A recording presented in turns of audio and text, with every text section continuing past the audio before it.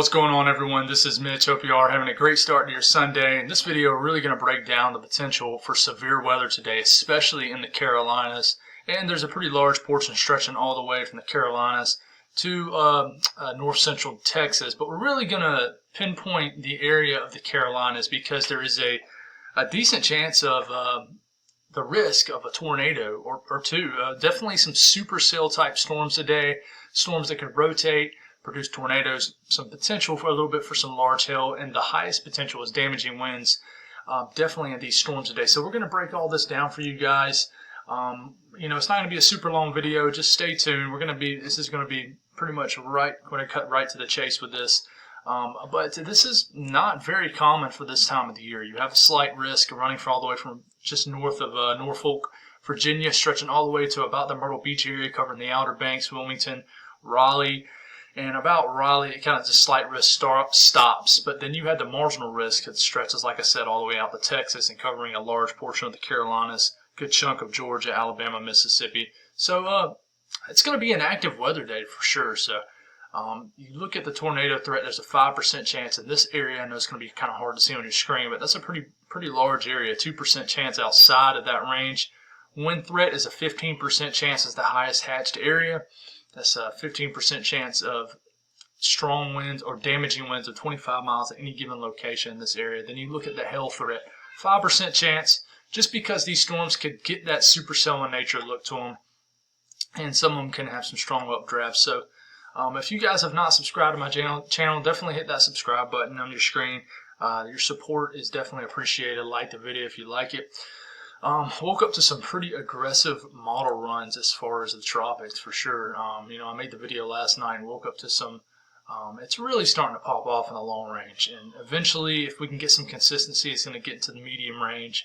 So I'm going to be talking about the tropics probably a good bit this week, so stay tuned for that. But here we go. Here's the latest HRRR model. We're going through in time.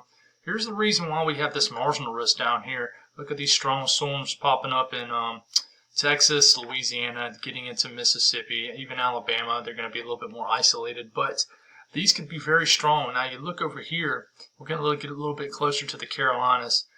These are some nasty storms popping up Virginia, North Carolina, South Carolina. Let's get a little bit closer here as we're getting here in time. We're getting past the morning times, getting to the afternoon hours, and this is when cells like this near between Raleigh and Greenville can be very strong around, 3, 4, 5 p.m. and then they become more widespread as you get into the evening hours and even can stretch as far west as Charlotte to Columbia. But any of these storms can have a bit of a spin to them and has a chance, just a chance, to produce a tornado. And then they kind of get more put together and turn maybe into a line of storms. And that might actually stretch all the way from the coastal areas of North Carolina to the coastal areas of Georgia. So, but any of these storms today, it's going to be hard to figure out exactly where they pop up. But Fayetteville to Raleigh to Norfolk, Virginia, points east to Greenville, North Carolina, heck, even Columbia to Charlotte to Augusta, Florence, and Orangeburg could see some severe storms today. They're going to be out there. It's going to get hot very quickly, and there's going to be some juice to the atmosphere. As far as the supercell parameter here, it's not very high, but it definitely is higher where it has that higher tornado threat right into here. And that's what we have to watch out for, right into there. You see how it reaches a 6 or a 7 on the scale right here. So there's definitely going to be some spinning storms today that we have to watch out for. As far as the significant tornado parameter, it doesn't show up very high on this, but it's still pretty decent in this range right here. I know there's going to be a lot of storm chasers out in this today. I don't know how the terrain is around here. But there's already some storm chasers out right now, actually, as there's some strong storms popping up. But right around the coastal areas is when this tornado parameter is going to get maximized as we get later into this evening. And I think there's going to be some nasty storms that's going to be around. As far as the updraft velocity swaths, this is showing where, well, there's an updraft, basically, and that's a spin, which could potentially a tornado.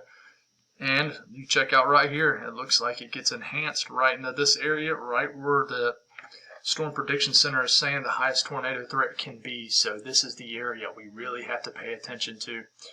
If you live in Elizabeth City, points west to Raleigh, anywhere in between, down to Fayetteville, back over to Wilmington, to Myrtle Beach, and to the Outer Banks, and anybody in between in this area right here, North Carolina and Virginia and South Carolina. Watch out today.